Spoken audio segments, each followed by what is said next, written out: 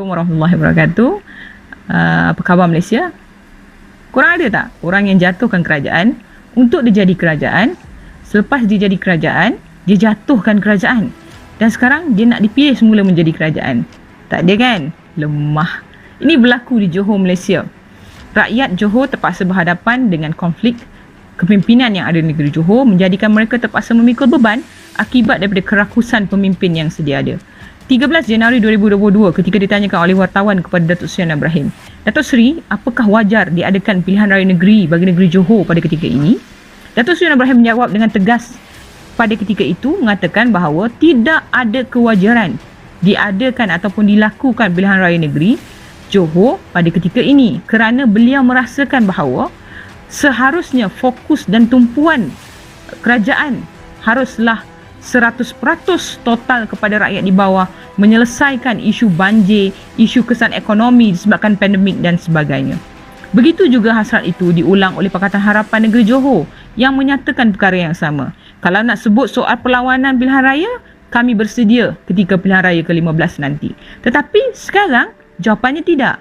Tapi apa berlaku? 25 Disember 2021 menyaksikan UMNO Johor bertemu Perdana Menteri Malaysia, menyatakan hasrat mereka dan akhirnya pembubaran Dewan Undangan Negeri berlaku. Apa alasan mereka? Mereka mengatakan kepada Perdana Menteri, akibat daripada ketidakstabilan kerajaan di negeri Johor yang meletakkan pembangkang dan pemerintah berbeza hanya satu kerusi, menyaksikan mereka perlu melakukan ini untuk ada sebuah kerajaan yang solid yang memberikan keistimewaan kepada mereka. Saudara, kalau PH mengulangi pendirian bahawa tidak perlu diadakan pilihan raya negeri, kalau PH telah mengatakan mereka bersedia untuk PRU 15, siapa yang menggugat UMNO sehingga perlu membubarkan Dewan Undangan Negeri ni? Bukankah yang ada dalam kerajaan sekarang ialah PN dan BN bersatu dan UMNO? Mengapa rakyat perlu dijadikan mangsa atas kerakusan kuasa BN dan UMNO pada ketika ini yang saling bertelingkah dalam isu siapa nak mentadbir negeri, menyebabkan rakyat terbanyak menjadi mangsa? Saudara, kerakusan ini harus dibayar dengan harga yang mahal. Kerakusan pemimpin seperti ini harus dilawan sehabis-habisan. Rakyat Johor mempunyai peluang mengajar pemimpin-pemimpin politik agar tahu erti kuasa rakyat terbanyak. Jadinya saudara, kuasa di tangan anda, hak memilih terletak di tangan rakyat Johor. Ini masa kita, ini negara kita, ini masa depan kita.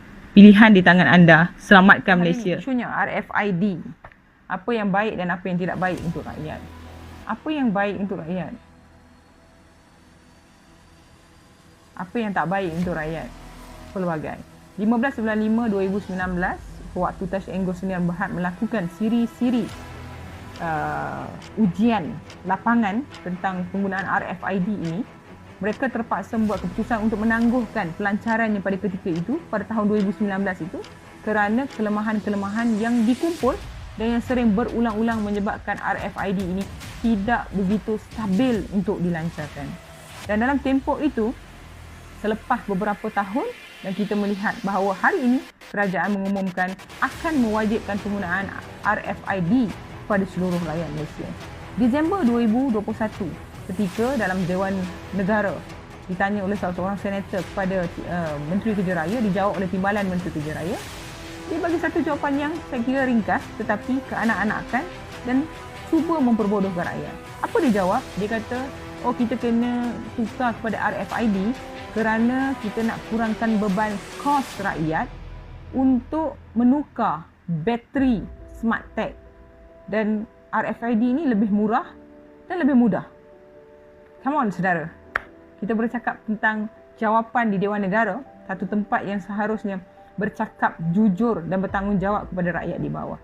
Sebab itu dalam sesi sidang yang akan datang, saya minta mana-mana ahli parlimen untuk bertanya terus kepada Kementerian Kerja Raya, berapa kos benar, siapa yang menerima keuntungan, siapa syarikat yang diberi tanggungjawab untuk membawa masuk teknologi ini, dan siapa yang diberi tanggungjawab untuk menjalankan teknologi ini, kerana rakyat perlu tahu jumlah RM35 itu bukanlah sesuatu yang sikit saudara. RM35 untuk sebuah kenderaan satu beban kepada rakyat dan masyarakat.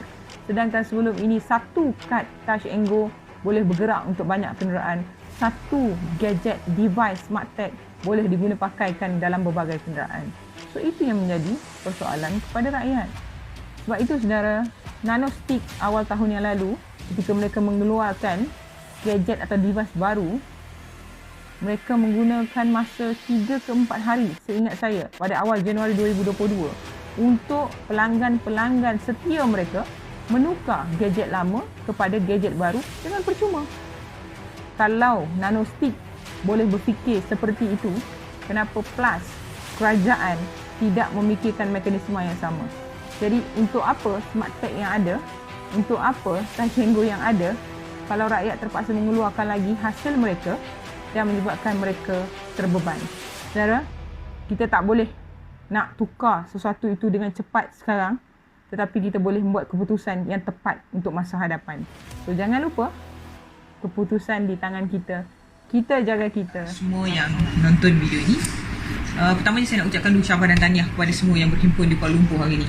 Mungkin ada segelintir yang merasakan bahawa tidak wajar berlakunya himpunan dalam keadaan pandemik dan sebagainya.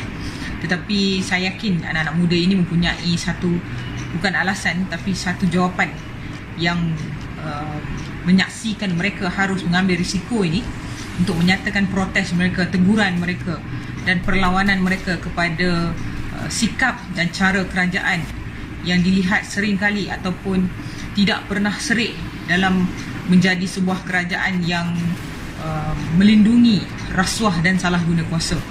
Sebab itu hari ini anak-anak muda semua turun dan rakyat kena tahu isu Azam Baki ini bukanlah isu kewangan semata-mata, bukanlah isu saham semata-mata, bukanlah isu abang dan adik semata-mata, tapi ini adalah isu integriti yang mana hasil dari apa yang berlaku hari ini akan menjadi satu sejarah dan titik hitam buat kita di masa hadapan, yang mana negara ini akan diwarisi oleh anak-anak kita yang ada pada waktu sekarang.